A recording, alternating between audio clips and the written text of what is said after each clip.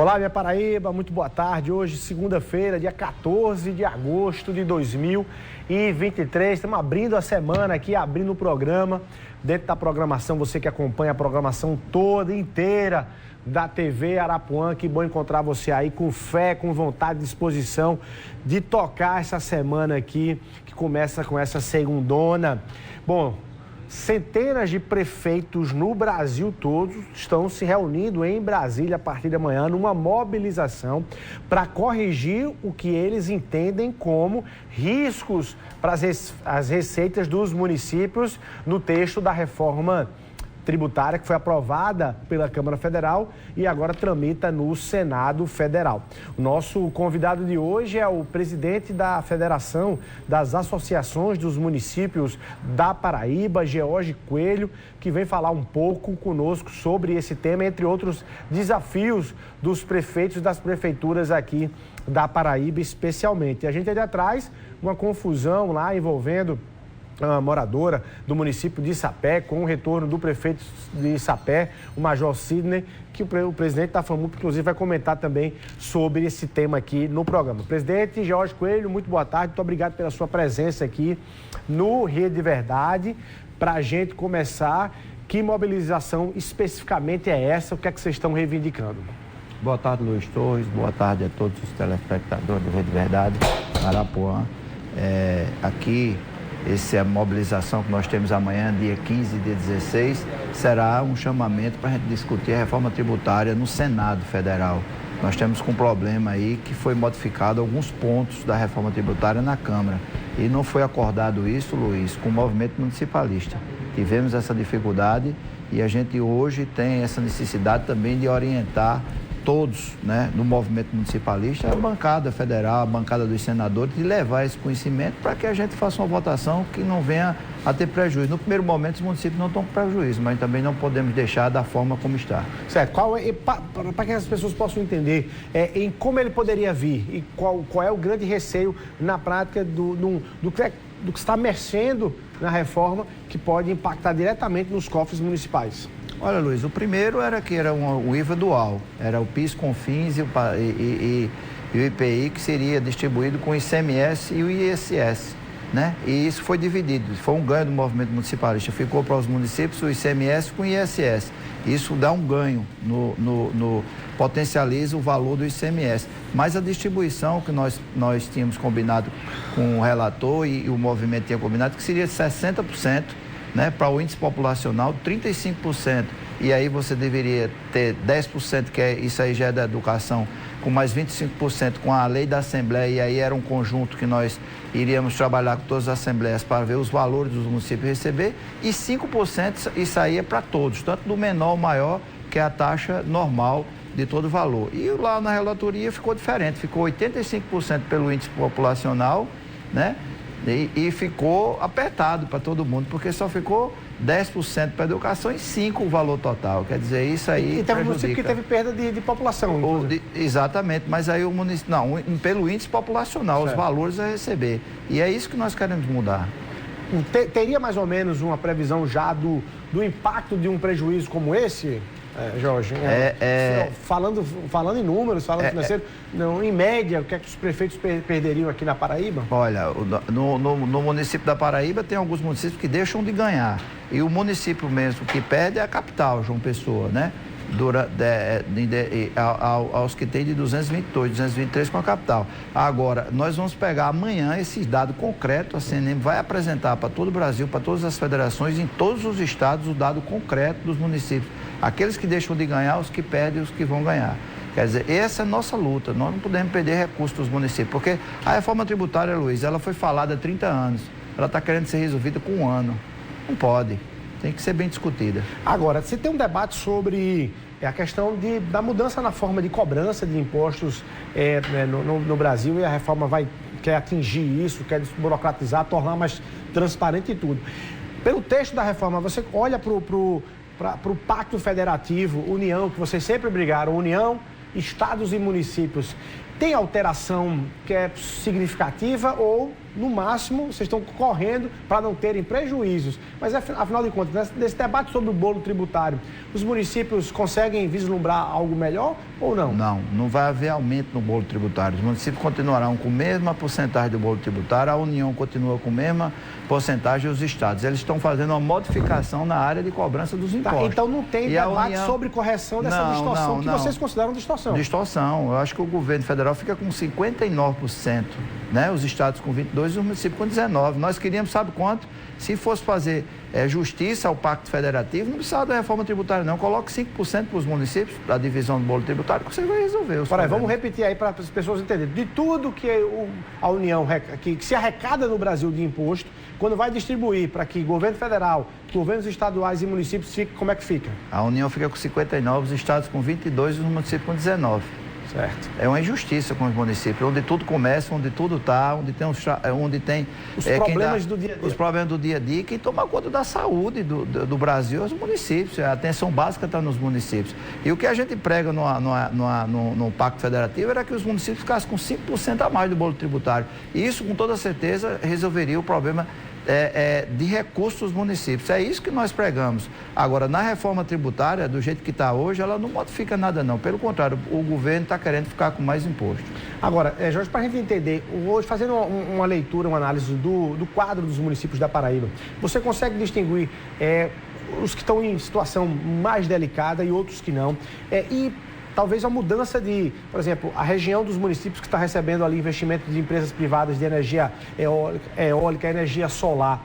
Isso tem mudado o perfil de alguns municípios da Paraíba? Os municípios que estão mais sobrevivendo, financeiramente falando, são municípios que estão em outra rota de investimento privado, e é difícil fazer isso nos 223 municípios da Paraíba? Olha, Luiz, os municípios da Paraíba, eles vivem praticamente do FPM e do ICMS. 60,5% dos municípios, eles vivem dessas duas arrecadações, do FPM federal e do ICMS do estado.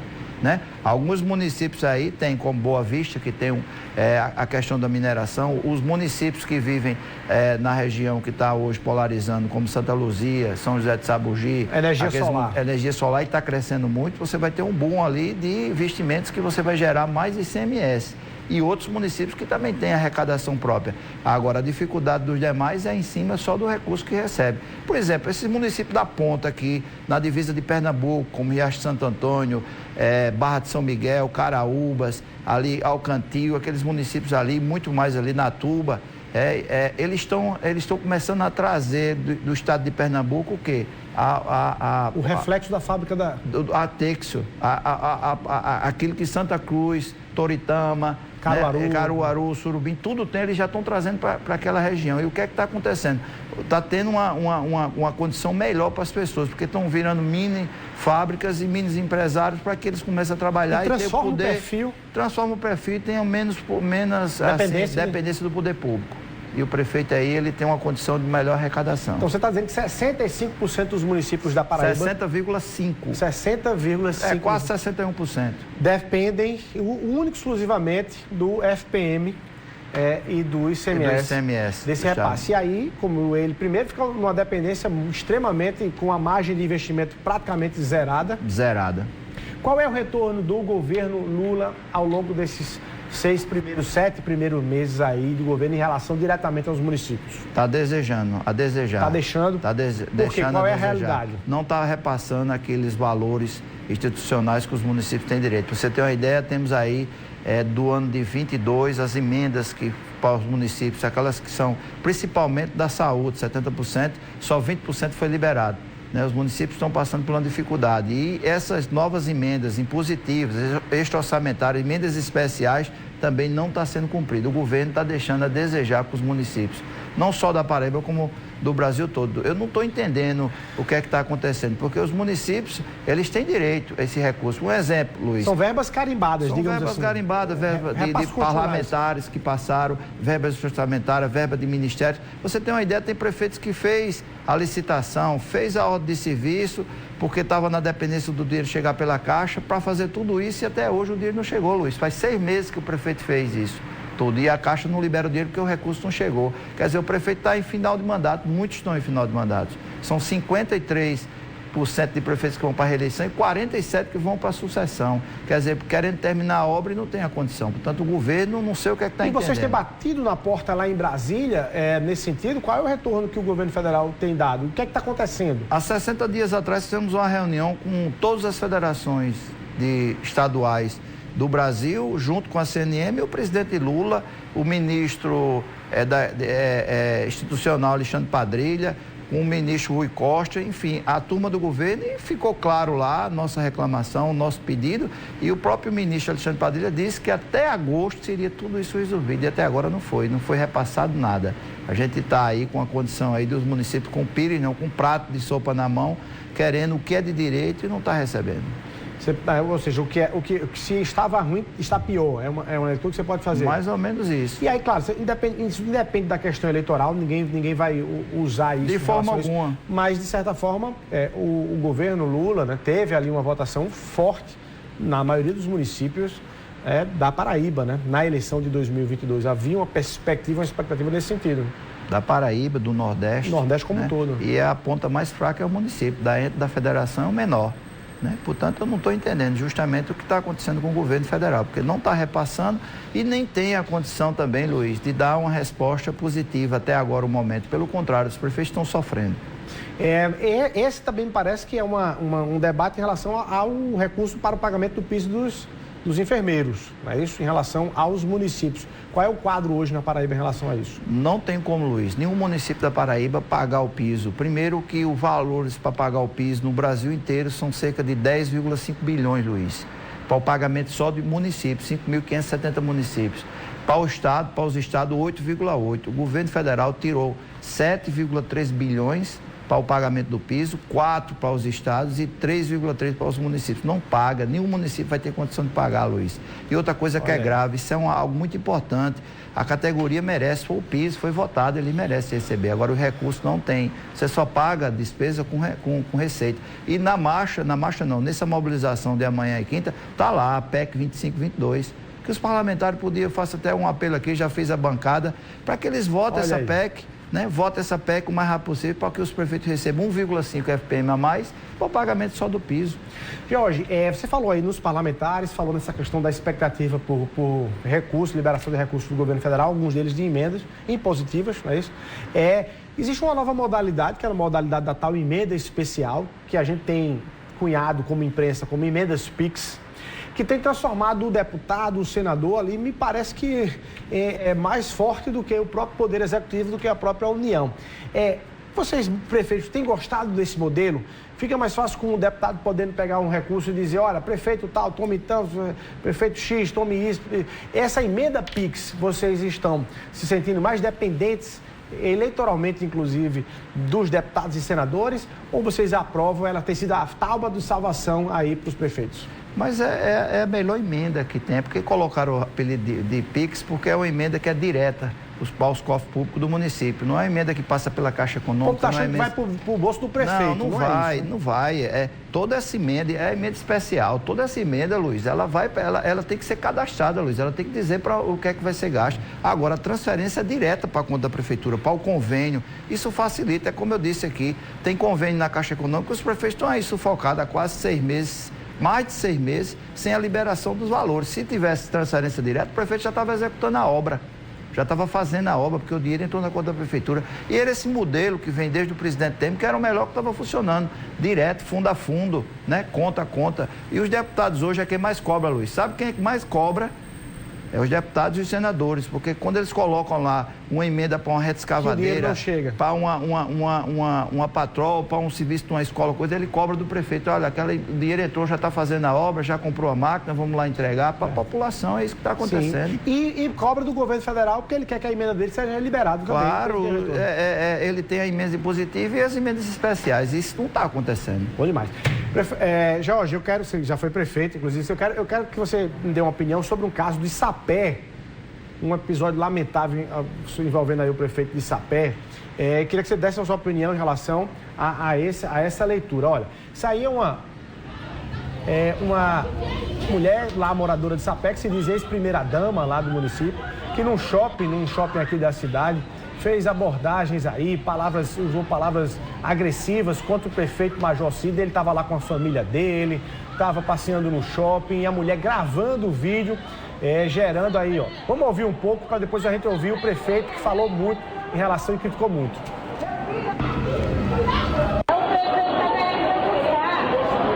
prefeito ladrão de sapé. Enquanto o sapé não tem remédio, está ensinando o shopping. Meu filho é médico de buscar, sabia? É o prefeito ladrão de sapé. O prefeito ladrão de sapé, fala pra ele. Cadê a Gaeco, prefeito? Senhor, viu, prefeito? A galera vai atrás do senhor. Fugiu Vai, ladrão, fugindo assim, bandido. Rouba o município, vem pra gastar aqui no shopping. Prefeito ladrão de sapé. Pode chamar o segundo. Olha, logo depois desse episódio aí, o prefeito Major Cid prestou queixa, né? Fez um boletim de ocorrência, criticando a atitude da mulher, dizendo, inclusive, que ela responde a vários processos. Vamos ouvir o prefeito Major Cid. Boa tarde a todos, estou aqui na central de flagrante com minha família. Aconteceu um fato lamentável ali no Shopping Manaíra, onde fomos abordados por Tereza Carneiro e toda a sua família e gravaram vídeos e áudios para denegrir a nossa imagem, para agredir a nossa família. Já estou vendo que passou dos limites, não é mais um caso de política e sim de polícia. E lamentamos também a utilização da sua filha menor nesse tipo de evento. Acredito nas autoridades, acredito na apuração do fato. Olha, eu particularmente sou completamente contrário a esse tipo de abordagem, certo? De agressão verbal, de ameaça, e filmando, inclusive, ou seja, quando você quer, as pessoas quando querem ofender alguém, praticar alguma injúria, calúnia, difamação, fazem de forma a serem escondidas da justiça e da polícia. Hoje as pessoas gravam esse tipo de agressão e acham que estão fazendo bonito. Não estão fazendo, estão cometendo crime. E aí minha solidariedade ao prefeito nesse ponto, porque se é verdade, se não é verdade ou acusação, existem outras instâncias para se fazer o debate. Esse debate é feito dentro do limite daquilo que é legal e do limite do tolerável. Tem Ministério Público para acionar, tem ação popular para entrar, tem Câmara Municipal para fazer o debate, tem imprensa para fazer o debate também e questionar dentro do limite legal. Ficar com esse tipo de abordagem é uma abordagem que vira crime, a meu ver, de cara, e acho que a justiça tem que, de forma muito célere, dar respostas a quem age desse tipo com essa postura. Está gravando um crime que você mesmo está cometendo, que é de ameaça, de agressão física, de injúria, de difamação e de calúnia. Isso não é bonito, não. Prefeito, vocês sofrem com isso e vocês trabalham de alguma forma. Uma coisa é liberdade de expressão, de você expressar se o prefeito está com um bom trabalho ou um mau trabalho. Outra coisa é um excesso de um comportamento como esse. Como é que vocês têm recebido isso, prefeito? Olha, quanto o presidente da FAMUP, e a FAMUP já fez uma nota repudiando totalmente e prestando solidariedade ao prefeito Major Cid de Sapé, quanto a esse prefeito, como fui de uma cidade como Sobrado, né, vizinho a Sapé, também me sinto solidário ao prefeito Major Cid. Isso não é Luiz, isso não é de forma alguma algo que você venha a ter essa agressividade principalmente dentro de um ambiente lá que tinha muita gente. E outra coisa, você está sendo acusado, você está sendo levantado algumas informações sobre sua vida que não existe. Isso não é normal. Política se faz com debate, se faz, como o Luiz falou, vai procurar o Ministério Público, denuncie, questione, reclame. Agora, essa agressividade, isso não é política, isso aí já é caso de polícia. Isso é uma questão de uma pessoa que eu acho que não é normal. Você pode ter discussão política, você pode até ficar acalorado aquela discussão, com diferenças. Agora, aí parte para agressividade, parte para raiva e parte para algo que é constranger você. Eu acho que o político hoje, como eles estão querendo criminalizar, aliás, todos, a gente não pode entrar nessa onda, não. Os prefeitos têm que tomar atitude e posso dizer com toda certeza aqui, enquanto tiver presidente da federação, vou defender e vou fazer com que a gente leve sempre aquilo que é o bom para a sociedade, a informação. E não é dessa forma que vamos resolver as coisas, viu, Luiz? Tá aí. Jorge Coelho, presidente da FAMUP. Vamos rapidinho para o intervalo comercial? Um minutinho só e a gente volta para fechar nosso bate-papo aqui. Um minutinho só, a gente está de volta.